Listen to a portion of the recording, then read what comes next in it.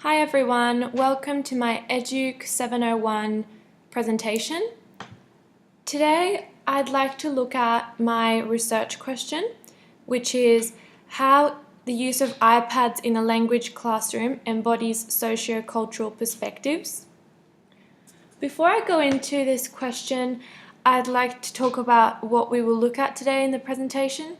So first of all, we'll look at the socio-cultural concept in educational psychology, and then I'd like to look at why that construct is relevant to my research question. After this, I would like to look at the literature that I have read throughout the semester, only a couple of examples, and I'd like to link them back to some questions and the aims of the research that I looked at during the semester. Firstly, I'd like to talk about the research problem, and I've decided to concentrate on the question of how the use of iPads in a language classroom embodies sociocultural perspectives. So the reason behind the question is because there are so many tools now available for especially language teachers. I feel like there needs to be further exploitation of these tools in the classroom because they do provide a range of activities that can be done in the iPads and or in the computers, but we are concentrating on iPads today. The main aspects of the socio-cultural concepts is the idea that learning is social. So in this way, the social process of learning, people engage and participate in activities in various settings. So then the question of why sociocultural principles are relevant to my research question, this is because second language learning heavily relies on communication. It also relies heavily on interactions, and all these communication aspects allow for the production of language through speaking or listening, reading or writing. So as mentioned previously, communication is key in language learning, but there are three main factors that develop competency in language learning, and these factors are evident in the sociocultural concepts. So the first is the connections between the language use and the wider community, so having that relationship with other people and being able to actually communicate and talk to other people. The second thing is the socialization and relationships built between the learners, so student-to-student relationships really affect communication as sociocultural concepts explore the idea of the said PD, which allows for novice and expert knowledge. Thirdly, the participation on a task is very important in language learning because that allows for interaction with other people, and this will increase then their oral skills or their writing skills in the language. So fostering that student learning and having that connection between students and teachers will then foster the development, and the level of development of a student can go beyond of what its current level is. And we can use technological tools for mediation of this fostering of development. Using technological tools as mediation can support the main idea of language learning, and the links between culture and language, which go hand in hand, as it provides students with non-superficial, non-stereotypical opportunities to explore that particular culture. So for example, having Skype classroom sessions and or having a discovery learning experience where students go and find why the Colosseum isn't 100% complete. So those real-world interactions are key in language learning as they connect language and culture and provide interactions between cultures and between students and teachers. So after talking about the links between the research question and the construct, I'd like to now talk about the questions and the aims of the research, and I'd like to link these aims and the questions to the literature that I've read. So there's a total of 3 different questions, and I'll go through each one, and I'll provide a detailed example of how this question or aim was answered.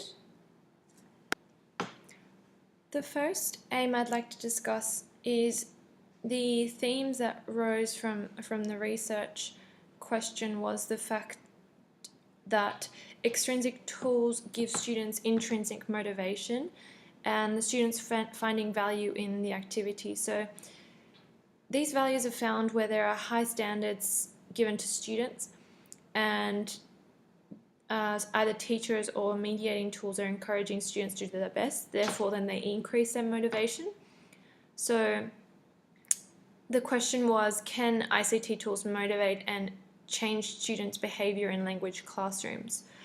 So the literature that I explored in this was by Shannon, and she did a research project in a rural Aboriginal community where there was obvious antisocial behaviour and very poor language skills. And she used Cohen's aspects of language development, emotion and empathy, and put those 3 into practice through an iPad implementation program where teachers chose various apps that supported different communication skills. So for example, making comic strips or recording their voices and sharing their comic strips with each other. So she did this through an observational and qualitative study, and it showed that when the implementation of the iPads came into the rural Aboriginal community, students were very collaborative, and they showed a higher standard in their work, so they went back to correct their work. Also, there was a massive increase in community involvement as students went home and told the members of the family, oh, I did this on the iPad, come and look at it at school, and there was, increase in community involvement, which then led to students actually talking more and socializing more, which then increased their language skills.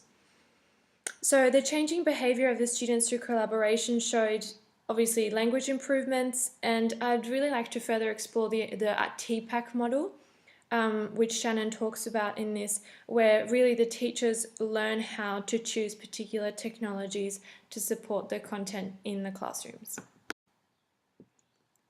The main aspect of language learning is culture. So these go hand in hand. Basically, language and history and culture, you cannot separate these. And I feel like students feel more connected to the subject as the histories get discovered, but some teachers find this difficult, and they actually sometimes separate language and culture. And so through this discovery that it was quite difficult to embed these 2 themes together when really they go hand in hand was, can ICT tools give meaning to learning? So solving real world problems, increasing interactivity, and gradually increasing their language actually gives students a sense of reality, so puts it into context. And Lee explored this concept of intercultural learning as she did a cross-cultural study that investigated the intercultural, if students learnt about intercultural awareness and cultural awareness through the use of blogs and podcasts. And what she found was, through the case studies conducted, was that the increase in interaction and engagement with the overseas partner, they actually learnt a lot more through this process than just giving them facts. So students were more motivated because of the high quality and the relevancy of the task. The tasks were also student-centered, which was key in the developing of the intercultural knowledge between students.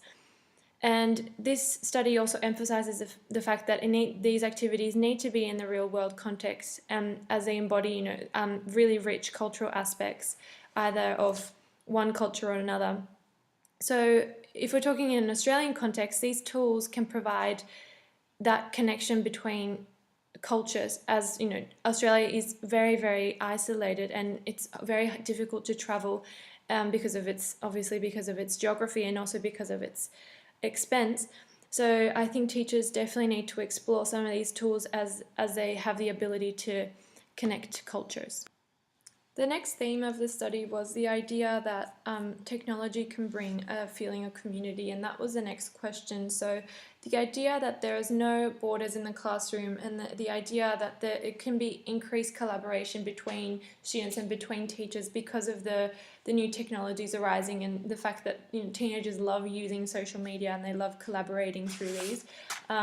This was proven by a research conducted by Postom, who wanted to see if there was advantages or disadvantages of using ICT tools versus other tools in the classroom.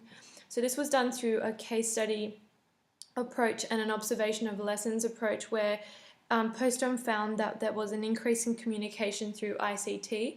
Students felt a lot more comfortable in using these tools, and they felt more comfortable sort of doing it in and outside the classroom whenever they had time. So students and teachers increase their involvements and dialogues to create a response or end product. So the observation that Postom made in regards to the various questions and answers and requests by students in the classroom showed that the ICT supports the said PD model, and that students are passing knowledge to other students through online collaboration. So this study really helped me understand the importance of teacher and student collaboration, where teachers actually work together to find out the best tool to use, which created then a teacher supportive environment. And this teacher supportive environment actually translated through in the classroom, where the implementation of technology was successful in the various activities.